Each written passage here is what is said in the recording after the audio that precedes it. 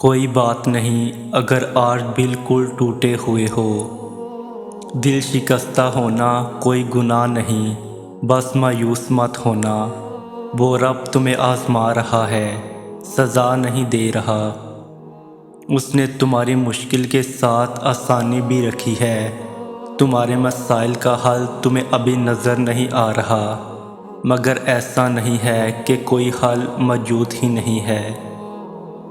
ہر چیز اپنے وقت پر سلجھ جائے گی، ہر زخم سے وہ شفا دے گا۔ بس تم اس کی ذات سے تعلق بنائے رکھنا، ہر کام آسان وہ کر دے گا۔ اس رب کے حوالے سب معاملات کر دینے کا مطلب پتہ ہے کیا ہوتا ہے؟ اس کا مطلب ہوتا ہے مکمل یقین کے ساتھ صبر کر جانا، اس بات کا اطمینان کر لینا کہ اب جو بھی ہوگا وہی بہترین ہوگا، کیونکہ وہ رب آپ سے بے حد محبت کرتا ہے۔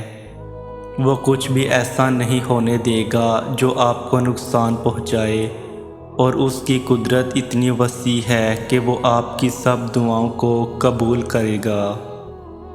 تو جب معاملات اس کے سپرد کر دو تو خود کو ہر پریشانی سے آزاد بھی کر دیا کرو، کیونکہ وہ بہترین کارساز ہے، وہ تمہیں تنہا نہیں چھوڑے گا۔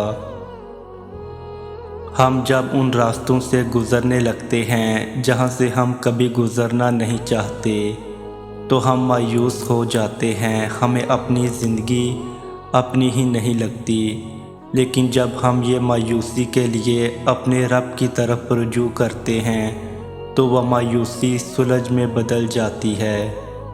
تمہیں کیا لگتا ہے، کیا تم روز اس کے در سے خالی ہاتھ اٹھتے ہو؟ تم روز اس کا کرم لے کر اٹھتے ہو؟ تم پورے یقین کے ساتھ اپنے رب سے کچھ مانگتے ہو تو وہ جانتا ہے کہ میں ہی ہوں جس نے اپنے بندوں کو عطا کرنا ہے، میرے علاوہ کوئی نہیں۔ بے شک وہ دیری سے ہی عطا کرتا ہے، وہ رد نہیں کرتا۔ وہ مانگنے والی چیز نہ بھی عطا کرے تو وہ ہمیں جواب میں کرم کر دیتا ہے، اور ہم سمجھ جاتے ہیں کہ یہ آخر کس دعا کا صلہ ہے۔ کچھ دعائیں بڑی انمول ہوتی ہیں، وہ بار بار سننا پسند کرتا ہے۔